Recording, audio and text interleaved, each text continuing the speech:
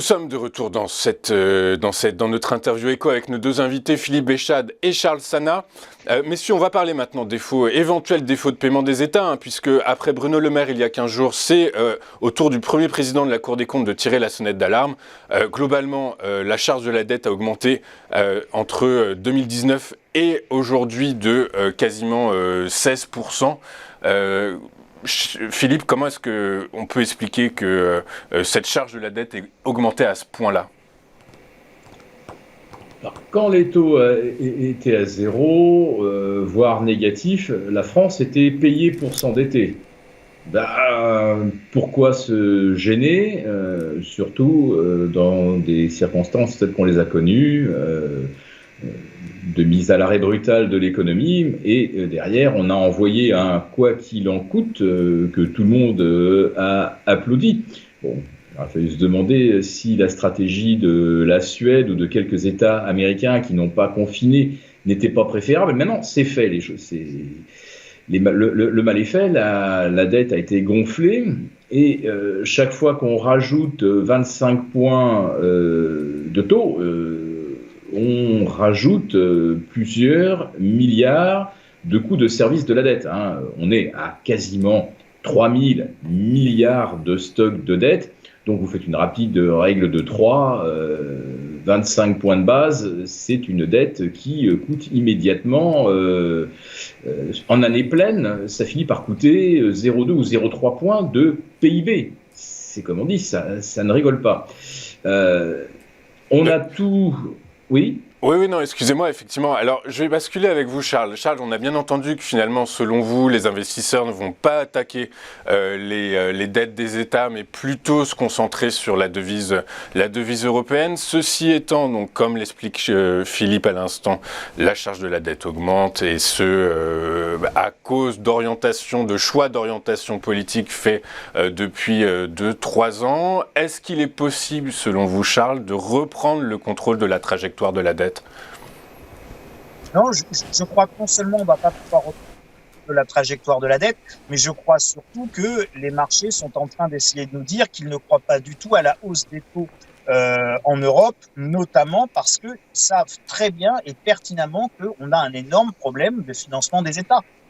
Et comme on a un énorme problème de financement des États, et comme l'a très justement et très bien expliqué Philippe, si vous augmentez les taux d'intérêt et si vous augmentez le coût de la dette, très rapidement, vous vous retrouvez avec 1, 2, 3, 4, 5% de PIB nécessaire, ne serait-ce que pour payer les intérêts de la dette. Aujourd'hui, on est à 110, 120% du PIB pour la France. Donc, vous imaginez bien que 3% de taux d'intérêt, ne serait-ce que sur la dette, c'est pour 100%, c'est déjà 3% de PIB.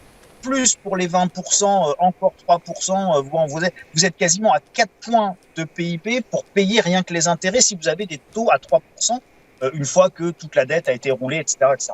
Donc, ce sont des montants qui sont aujourd'hui non finançables. Il faut avoir idée quand même du budget. Je vous donne juste quelques chiffres, ils sont passionnants.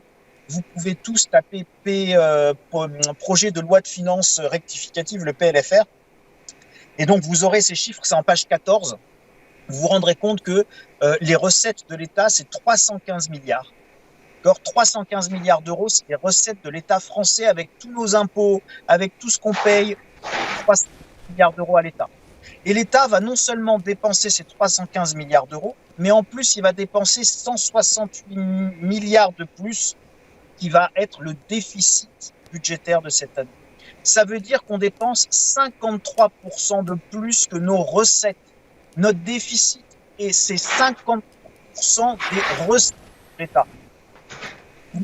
Vous êtes à un niveau où, de toute manière, on ne peut plus reprendre le contrôle des finances publiques. Et si on voulait reprendre le contrôle des finances publiques, il faut bien avoir ça en tête, c'est que les conséquences d'une politique d'austérité nécessaire pour reprendre le contrôle des finances publiques, ou les conséquences de la faillite de notre pays, c'est sensiblement les mêmes. Mais alors donc, qu'est-ce qui va se passer concrètement, Charles, du coup ? Eh bien, qu'est-ce qui va se passer ? Je ne sais pas, je ne suis pas devin, mais on peut avoir un scénario ou une réflexion autour du fait que les marchés vont continuer à appuyer sur l'euro selon ce principe que la BCE ne pourra pas augmenter significativement les taux d'intérêt. Donc, comme le disait Philippe, l'écart entre les États-Unis et l'Europe va continuer à se creuser sur le rendement de la monnaie. La guerre va continuer à se dérouler sur le sol européen et à préserver le sol américain.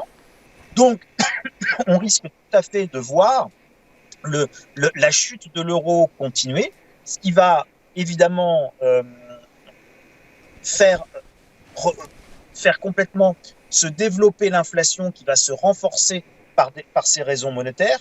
Et donc, l'inflation va s'installer en Europe, l'inflation va être durable. Et de toute façon, il n'y a pas de secret. À partir du moment où vous faites du déficit budgétaire, à partir du moment où vous faites de la dette, à partir du moment où vous ne pouvez plus la financer, et à partir du moment où vous faites des taux d'intérêt bas, eh bien, à un moment donné, vous avez un problème monétaire. Et ce problème monétaire, eh bien, il se matérialise par la baisse de votre monnaie, par la chute de votre monnaie par rapport aux autres monnaies. Et il se matérialise par une inflation de plus en plus importante qui vient éroder le pouvoir d'achat de votre monnaie. Exactement, pouvoir d'achat dont on va parler dans un instant. À tout de suite sur TV Finance.